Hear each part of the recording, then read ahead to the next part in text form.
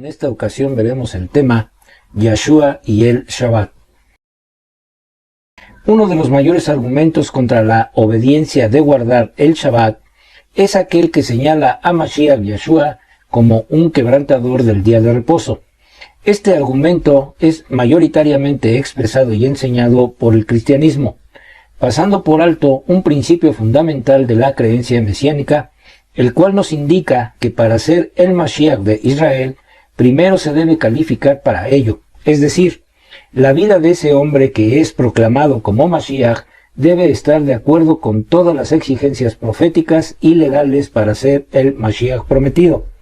Por tanto, la pregunta que deben hacerse aquellos que señalan a Yahshua como Mashiach, pero al mismo tiempo como un quebrantador del Shabbat, es la siguiente: ¿calificó Yahshua como Mashiach?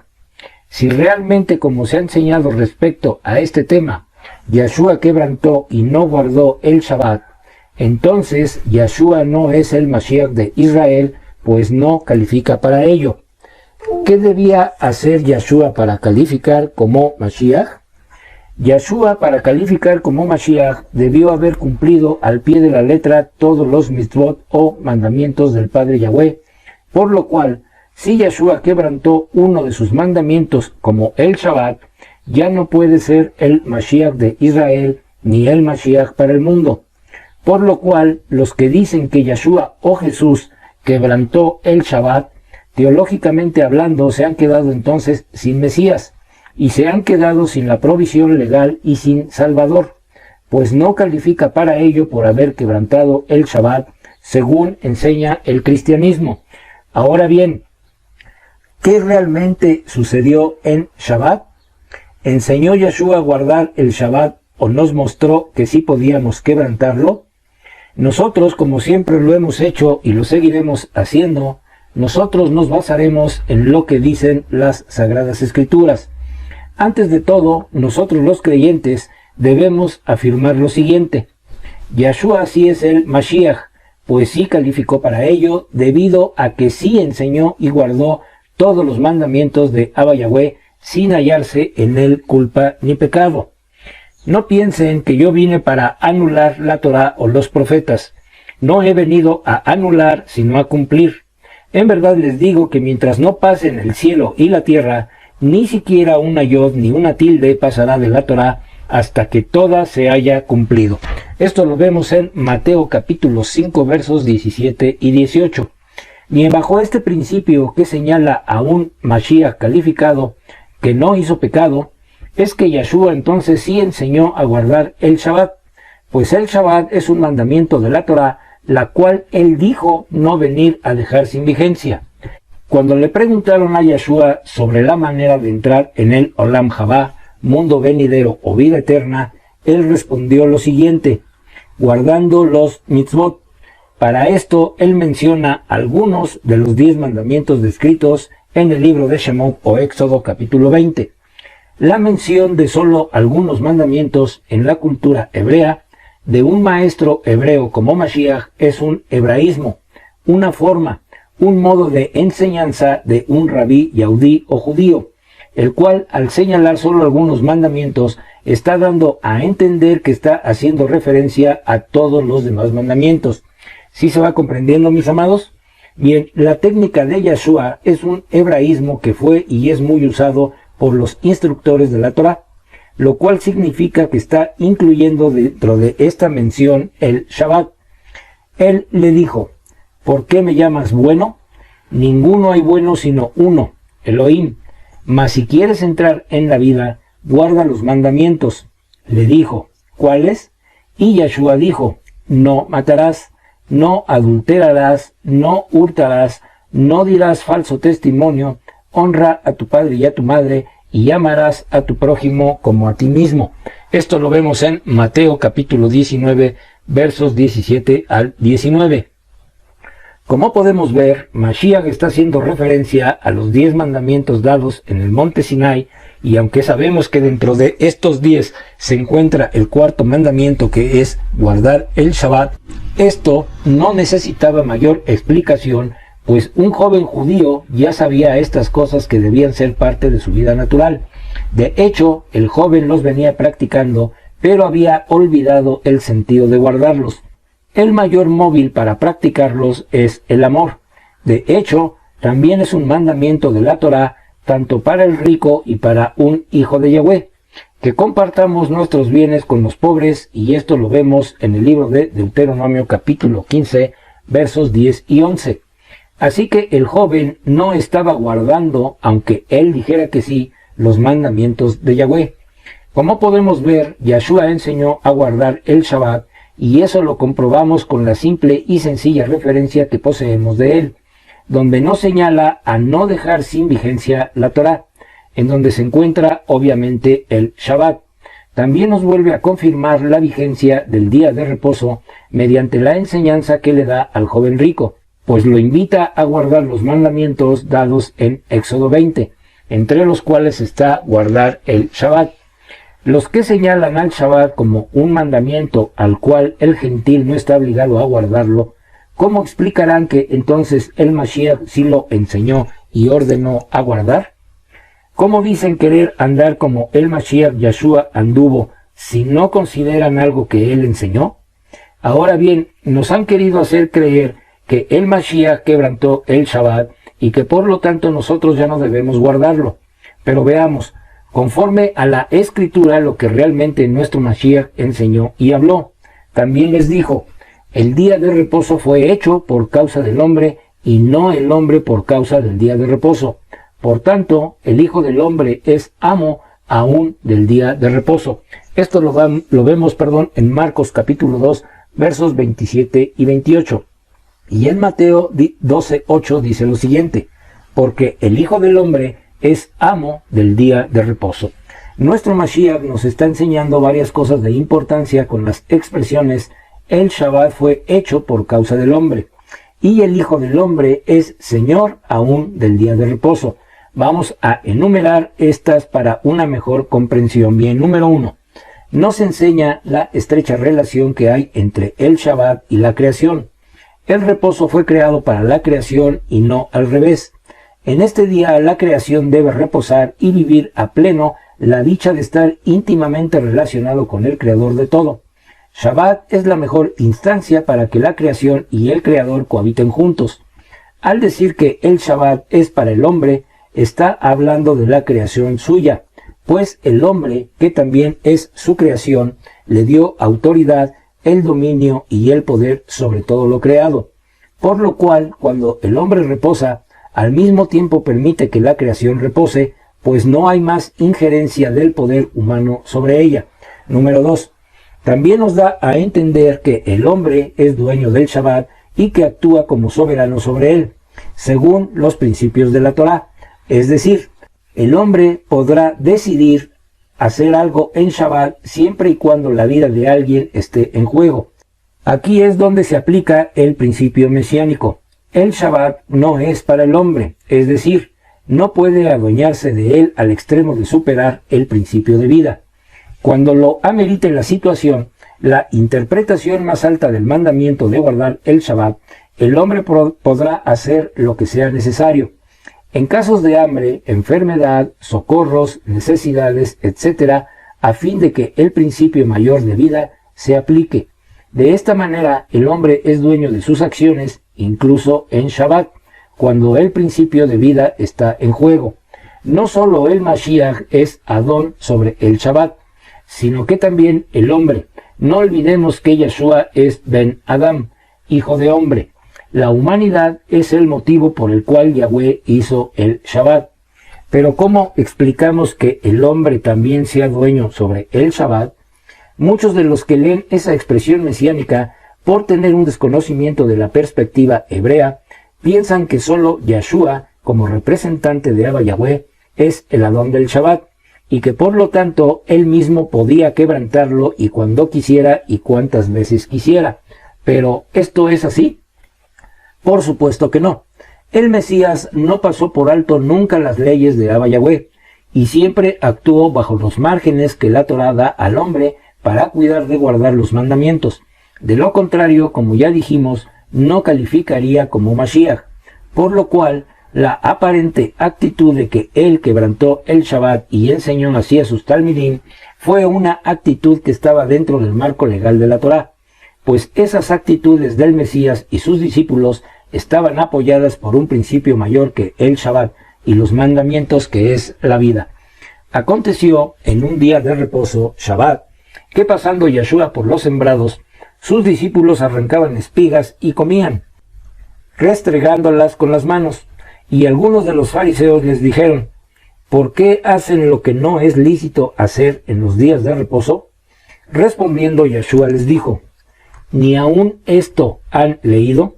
Lo que hizo David cuando tuvo hambre y los que con él estaban, cómo entró en la casa de Elohim y tomó los panes de la proposición, de los cuales no es lícito comer, sino solo a los sacerdotes, y comió, y dio también a los que estaban con él, y les decía: el Hijo del Hombre es amo del día de reposo.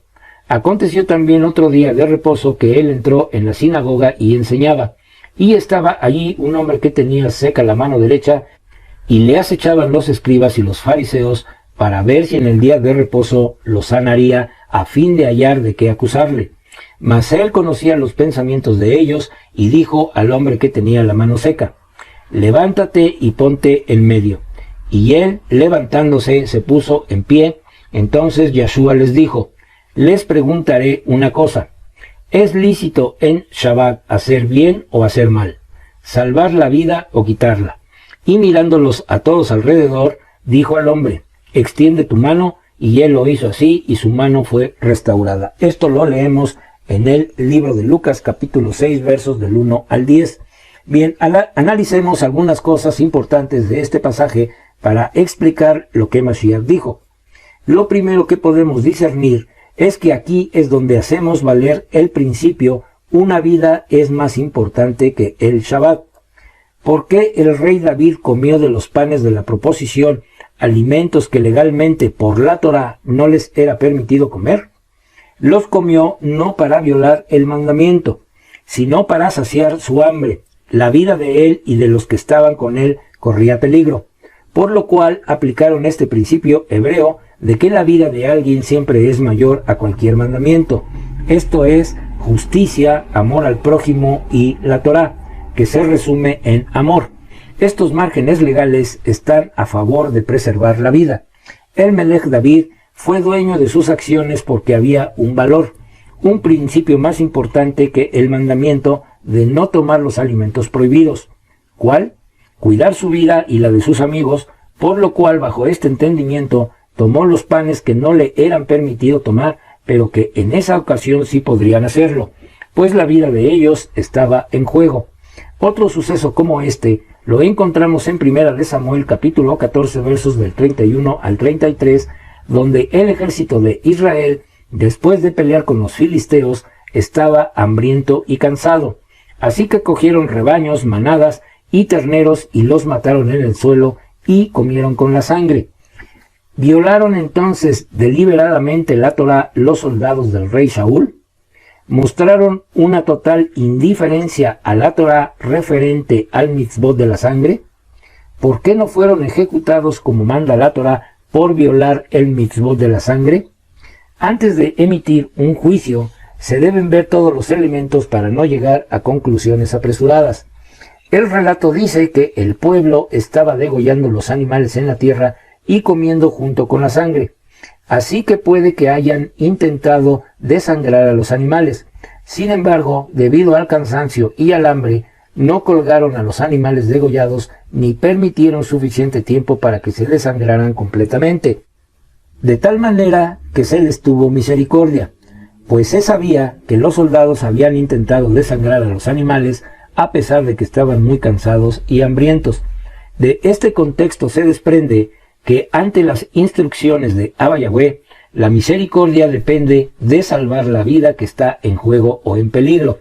Es decir, que si una vida peligra, sería razonable utilizar cualquier método para preservarla. El Mashiach y el principio Kal Vejomer, lo más liviano y lo más pesado. El Kal Vejomer es la apreciación de lo menos y de lo más importante, o lo más liviano y lo más pesado de las escrituras Kadosh. Kal significa liviano, menos importante. Homer significa peso o medida. Este es un principio fundamental de origen, razón, norma, idea o verdad que se desprende del estudio de la Torá y que rige su aplicación práctica en cuanto al pensamiento y la conducta a la hora de vivirla. Es una verdad esencial y principal al momento de comenzar a estudiar las Escrituras. Por lo que esta frase se refiere a tener o guardar un equilibrio, evaluando qué cosas en determinadas situaciones son más importantes que otras. Es un principio de la Torá propio de la cultura hebrea y es sabiduría de Torá aplicada en el diario vivir para todas las cosas, ya sea salud, vida, dinero, negocios, alimento, justicia, etc. Por eso, aquel que desconozca este principio tendrá una visión incompleta y hasta errónea de lo que significa la Torá, viendo solo la obligación a través de la letra para cumplimiento de los mandamientos y no al Ruach HaKodesh, dándole vida a la Torá y haciendo que se cumpla el espíritu de la instrucción, que es el sentido con que fueron redactadas las Escrituras, la voluntad de Abba Yahweh. Y eso fue lo que mostró y enseñó nuestro Mashiach Yeshua a todos. La verdadera aplicación de las instrucciones, la verdadera aplicación de la Torá y el sentido Kal Vejomer es una sana forma de hacerlo. Bien, todo lo que se mueve y tiene vida os servirá de alimento. Todo se los doy, lo mismo que les di la hierba verde, solo dejarán de comer la carne con su alma, es decir, con su sangre. Y esto lo vemos en Bereshit capítulo 9 versos 3 y 4. Bueno, aquí vemos que el principio Kal Vejomer se ve desde el mismo Bereshit. En este caso se aplica en cuanto a la comida. Por un lado, era necesario comer para sostener y preservar la vida. Y por el otro lado, no se debía comer la carne con su sangre. Además, la sangre es un principio vital y representa, en este caso, el alma o la vida. De ahí la prohibición de ingerir sangre. Se podía comer carne, pero hacerlo junto con su sangre era creerse dueños de la creación, cuando solo somos usuarios y administradores de ella, y solo Yahweh es el dueño. El resultado, por lo tanto, de la aplicación de este principio fue desangrar la carne a ingerir. Todo esto se refería solo a no ingerir la sangre, que en forma mayoritaria circulaba por venas y arterias. A esta forma de comer se le llama kosher, o sea, adecuadamente, limpio y permitido, que este es otro principio de la Torá que se desprende de Kal Vejomer. Por esto, cualquiera que sea el principio, cualquiera que sea la mitzvah, cualquiera que sea el orden, toda aplicación práctica será para bien del ser humano y no para sufrimiento o destrucción. Así lo aplicó este principio el propio Abba Yahweh, así lo transmitió a través de su palabra que es la Torá, y así debían aplicarlo los hombres. Refiriéndose a este principio de Kal Vejomer, el Mesías dijo: aconteció un día de reposo que, habiendo entrado para comer en casa de un gobernante que era fariseo, estos le acechaban. Y he aquí estaban delante de él un hombre hidrópico. Entonces Yeshua habló a los intérpretes de la Torá y a los fariseos diciendo: ¿es lícito sanar en el día de Shabbat? Mas ellos callaron, y él tomándole le sanó y le despidió. Esto lo vemos en Lucas 14 versos del 1 al 4. ¿Por qué callaron los intérpretes de la Torá? Pues simplemente porque no estaban aplicando la Torá según Yahweh, sino según los hombres, y en sus mentes dudaron y temieron estar haciendo malas cosas, por eso callaron. Y sigue en el siguiente pasaje: y dirigiéndose a ellos dijo: ¿quién de ustedes, si su asno o su buey cae en algún pozo, no lo sacará inmediatamente, aunque sea en día Shabbat? Y no le podían replicar estas cosas. Esto lo vemos en Lucas capítulo 14 versos 5 y 6. ¿Por qué no podían replicarle? No solo se callaron, sino que no le replicaron nada, porque sabían que la Torá no se aplicaba así, ni ese era su sentido real. Sucedía que estaban tan acostumbrados a seguir la forma de cumplir las mitzvot de la Torá, de la manera que los hombres les indicaban y enseñaban a ellos, que no se daban ya cuenta de cómo se debía aplicar en verdad. por lo que sus ojos se abrían y entendían cuando Mashiach les mostraba su tremendo error, al aplicar él mismo correctamente las escrituras de la Torá, mostrándoles la enorme importancia de una vida y de hacer el bien, antes que cumplir por religiosidad un mandamiento como en este caso el Shabbat. Si bien este era un mandamiento importante, jamás lo era más que una vida. Vemos también en Lucas lo siguiente. Enseñaba Yeshua en una sinagoga en el día de reposo, y había allí una mujer que desde hacía 18 años tenía espíritu de enfermedad, y andaba encorvada, y en ninguna manera se podía enderezar. Cuando Yeshua la vio, la llamó y le dijo: «Mujer, eres libre de tu enfermedad», y puso las manos sobre ella, y ella se enderezó luego y glorificaba a Elohim. Esto lo vemos en Lucas capítulo 13, versos del 10 al 13. Aquí nuestro Mashiach aplica perfectamente la Torá usando el principio Kal Vejomer, y por consiguiente entendiendo que era más importante una vida al sanar un enfermo y terminar con su sufrimiento que cumplir con el mandamiento del Shabbat. Pero el principal de la sinagoga, enojado de que Yeshua hubiese sanado en el día de reposo, dijo a la gente: 6 días hay en que se debe trabajar, en estos vengan y sean sanados, y no en día de reposo. Esto está en Lucas 13, verso 14. En este punto aflora la religiosidad de los hombres manifestada a través del enojo del principal Cohen, que aplicaba la Torá según su parecer, o sea, con formas y reglas de hombres y no según el verdadero sentido de la Escritura, es decir, conforme a la voluntad de Abba Yahweh. Entonces el Adón le respondió y dijo: «Hipócrita, cada uno de ustedes no desata en el día de reposo su buey o su asno del pesebre y lo lleva a beber, y a esta hija de Abraham, que Satanás había atado 18 años, no se le debía desatar de esta ligadura en el día de Shabbat». Al decir él estas cosas, se avergonzaban todos sus adversarios, pero todo el pueblo se regocijaba por todas las cosas gloriosas hechas por Yeshua. Esto lo vemos en Lucas capítulo 13, versos del 15 al 17.